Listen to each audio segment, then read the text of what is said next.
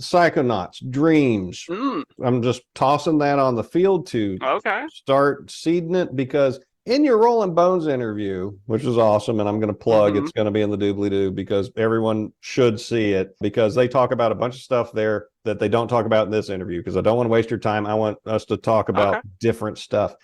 But you mentioned Terence McKenna at the end of that interview, and there's only one reason anyone's ever heard of Terence McKenna. Why do you know about Terence McKenna? As Lovecraft said so delicately, and that cult will never die. For those in the audience, just to get them caught up real quick, if you're not familiar with Terence McKenna, he was a proponent of psychedelic substances being used to transform human consciousness, and he coined the term stoned ape theory of human evolution, which basically holds that the human mind operates how it does because our ape ancestors at some point ate a crap load of psilocybin mushrooms in great enough quantities that it radically shifted how their monkey brains process the world around them, setting them on the trajectory to become us with our massive brains. We know how to hunt, grow turnips, make cars, send probes into the depths of space. No other species that we've seen knows how to do that. And for more reading, I would refer y'all to any episode of Joe Rogan's podcast or his book, Food of the Gods. And we're going to cover some of that stuff here. So, have you read Food of the Gods? Go on, my friend. Okay. Oh, so take it from there. Okay. I think Terence McKenna was a beautiful eccentric. He had crazy nutcase kooky ideas that did not play out and were simply incorrect, but he wasn't afraid to dream. He was well read and versed in literature. He was a scholar of heresy, is kind of what a lot of his things come down to. He was a devout student of the arts and really came at this from a very serious questions that most people can't think of. He was known for working with plant medicines in a way that wasn't very common in Western culture at that time, in treating it as a being as much as a, drug, I guess you could say. In fact, I think he hated the word drug to describe these things, and he really used plant teacher, blah, blah, blah, about that kind of stuff, because there is an interactive spirit backing the mushroom, and that is something he was very devout towards. I don't know where exactly in his career. I know he was introduced to it early on, but he became a very big advocate for dimethyltryptamine, DMT, and I think he's probably the number one reason that it got brought into the American cultural sphere to the degree it did. I think he was really the nutrients that the fungus needed to keep the ball rolling on its own game. I can talk about weird shit, man. Yeah, let's do it. And yeah, it seems like he was its main advocate in the West. There were others, don't get me wrong. I just think he's the longest lasting and added more value than most. Yeah, he caught a ride on Graham Hancock and his exploration of what was prehistorical man like? What was our culture like? Well, what evidence do we have from the period that we could possibly work with? And who are the oldest, most primitive groups? And what are they like? That kind of that broad analysis that he did. And so the two seemed like they could go together. And then, of course, Joe Rogan, I think, actually did get to talk to him one time. His brother, Dennis McKenna, has been on the show before. Yeah, Dennis is a very different soul. I kind of love the difference between the two because Terence McKenna's speaking is very passionate and filled with vigor and wondrous musings of an almost dreaming child. Well, Dennis McKenna seems like a very hard, cold-cut scientist that wants to talk about these things very analytically, and it's like you couldn't get a better pairing of peoples. And as Joe Rogan does with all of his guests, have you ever done DMT? Yes, several times. I don't know what I can say without incriminating. Yeah, I'll just talk about it. Yeah, so I had a plug in Colorado, and I definitely smoked DMT in some old caves and various other places around the state. Probably not going to Colorado anytime soon. I feel comfortable saying that. I think they do criminalize mushrooms. You're fine. That's fair. Yeah. But yeah, so I've done DMT, Like smoking it, I've never done 5-methoxy DMT, which is a very different experience. So there are kind of different ways it's made, I guess you could say, that lead to very different experiences.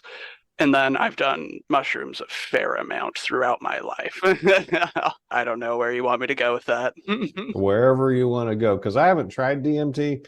I'm interested, but the more I've read into it, one thing it may do, or one of the things that it's used for, is you're a accumulation of all kinds of thought patterns and ways of being that may not be working out well for you. And so if you take DMT, you can get a radical break for a moment, a distance from all that, so you can reassess what makes you up, what makes you you, and then be able to overcome some of those bad habits, to overcome some of those addictions and toxic traits. And the more I thought about it, it occurred to me, I'm really happy with exactly how I am, and I don't want to threaten that. Yeah, no, I wouldn't actually. I mean, I like getting high, that's but that's not the right drug of choice for that, though. well, I like altered states, and each of them have different things to sell. Alcohol is different than weed, is different than mushrooms. Though the times I did mushrooms, I never got anything fun out of it. Interesting. I never went I think anywhere. it hits people very differently because my experiences that I have interacting with the fungus is so different than my friends and peers talk about. There's, of course, some things that, come through visual hallucinations and repeated patterns, all sorts of things that are to be expected. But I feel like I have a much deeper connection than many people I speak with these kind of things, and I'm able to get something different out of it. To put it cleanly, I feel like it takes away the hesitation I have with interacting with that cosmic radio that the wonky sends its signal through, and it allows me to dream awake in the sense where I can, because a waking and dreaming experience is very different of a thing, from real life to dream life. And a lot of the times you lose so much of dream life. And I feel like I'm able to tap into a deeper part of what I'm trying to be doing. It turns my struggle into a borderline, God, I'm going to get burned at a stake for this, but it is a borderline religious quest that I have taken up. Like I feel compelled to be pursuing this career because of all my experiences and the thoughts and patterns that I am and the things that make me up me that I've been shown. I realized that all of the problems and struggles in my life were happening to me because I refused to take up the responsibility of the thing I'm supposed to be doing, because a lot of people don't have the luck of having a quest given to them.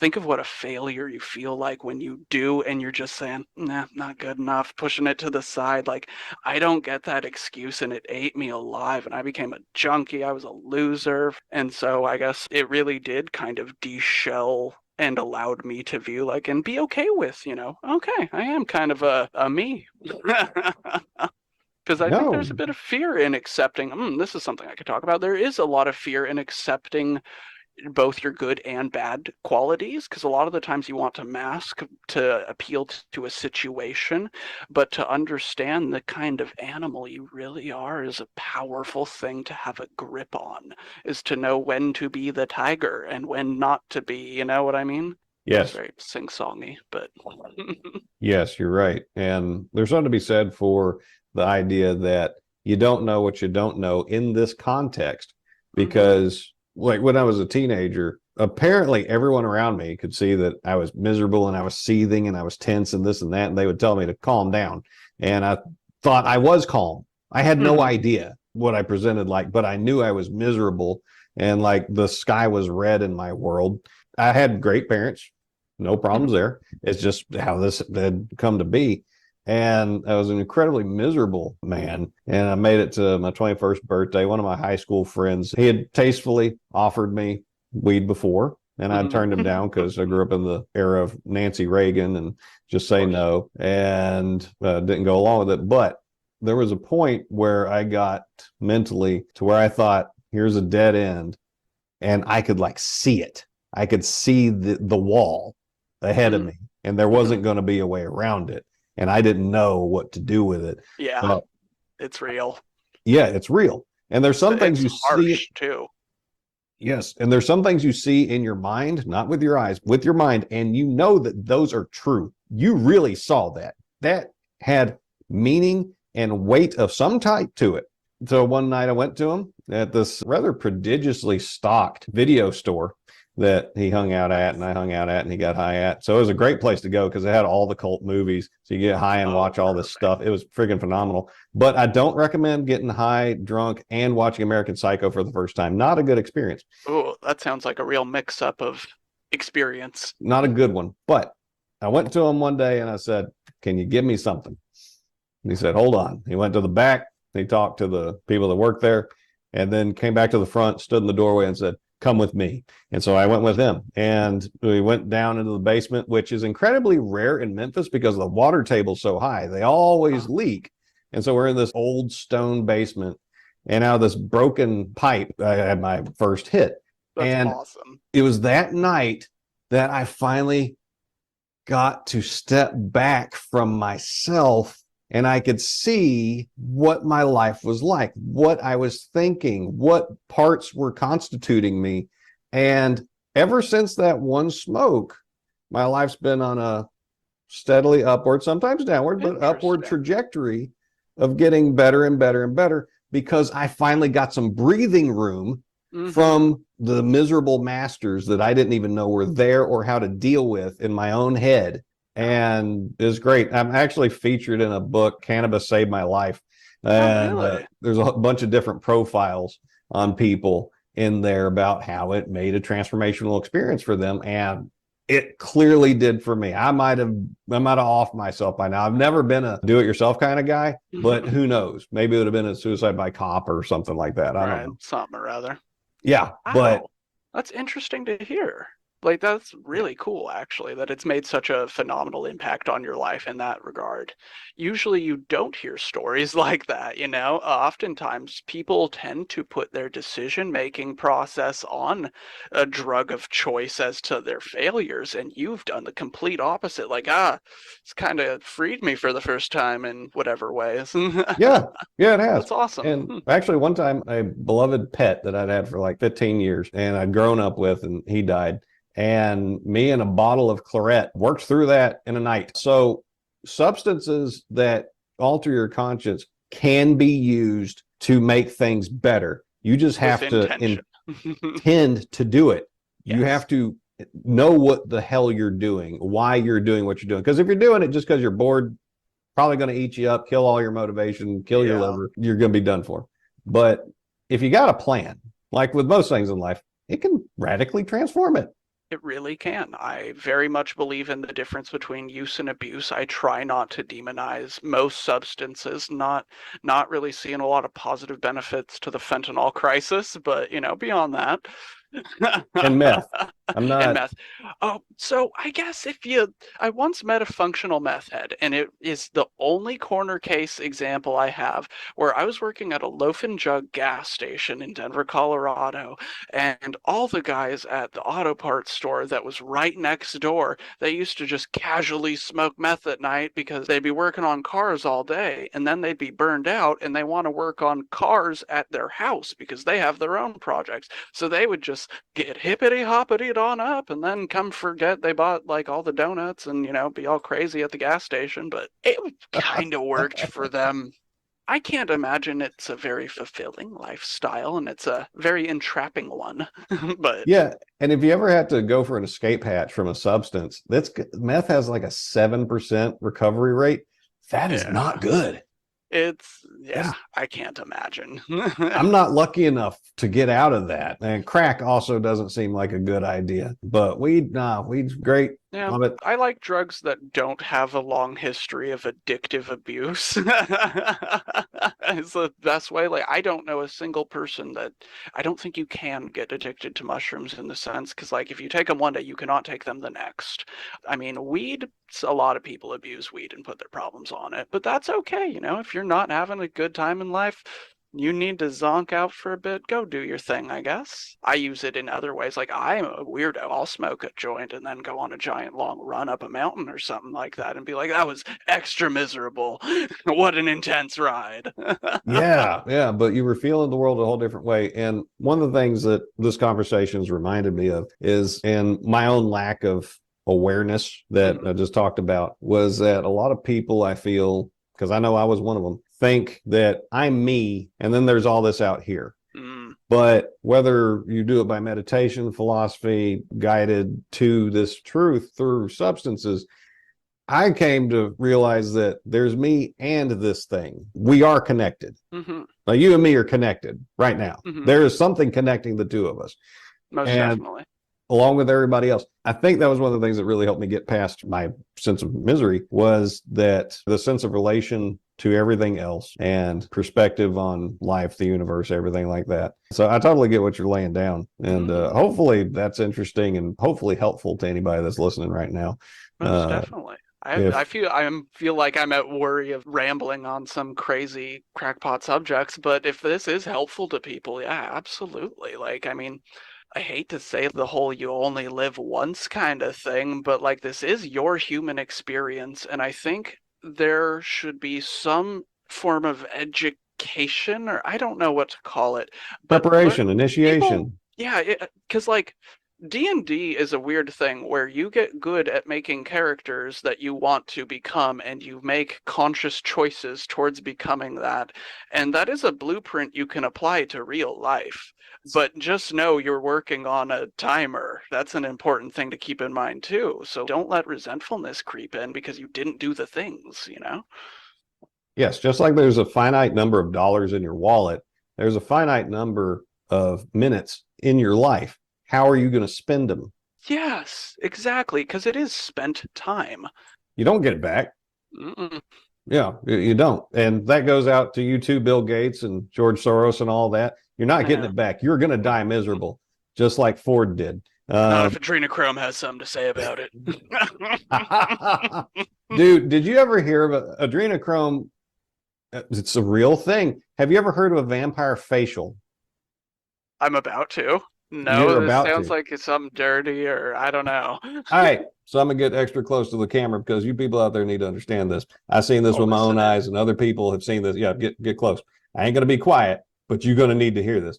So when you hear conspiracy theories about the elites and the wealthy taking bodily fluids and organs and this and that from the youth to try to extend their own lives, there is at least a little truth to it. There might be a lot more, but there's at least a little bit. And I refer you to the weekly free magazine in Manchester, New Hampshire called The Hippo. I lived in Manchester for 4 years, along with my wife, and the weekly rag came out, and on the back page, full page, would be a beauty treatment process called vampire facials that they advertise that they do. And what that involves is they draw some of your blood and apply it as a mask to you. Now, I think they might process it a little bit, whatever. But one way or another, they take your blood, put it on your face. That's supposed to rejuvenate it, make it more youthful. I can do that in my backyard for way cheaper, I promise. Bring me your money. Say you don't want to use your blood. The process works regardless of where the blood comes from. Orphans. There's plenty of them. They get trafficked all the time. It's happening in Ukraine right now. It's happening here right now. That's true. Yeah. And this is why I smoke a lot of weed, because dealing with this awful reality is quite a thing. It is. There's a lot of corners you're not supposed to look in, and don't you dare peel up that rug. You're right. But my wife and I were just having this conversation because me and her, we're like totally on the same wavelength of existential dread and what do we do about it. And we do everything we can to make ourselves, make each other happy in the process. But Lovecraft wasn't kidding when he wrote about, you don't know how awful things are, and I hope you never do, to paraphrase him. And a lot of people, you show it to them, they instinctively kick the door back shut. They don't want to hear about it. And in their wisdom, they became unhappy. Most foolish thing I ever asked God for was wisdom, because he gave it to me. Oh, I like that. That comes straight Yeah. from me too. That I That was haven't heard beautiful. anybody I was else. about to ask where that quote came from. That was beautiful. Thank you. You can Yeah. attribute that right here. Yeah. Yeah. Now, Terence McKenna, from listening to his Food of the Gods and hearing what else he had to say, he seemed to have a philosophy of how human beings should live and act in relation to the world, often called shamanism. Now, the most generous term I can come up with for it through my filtered vision is it's a form of brutalist naturalism.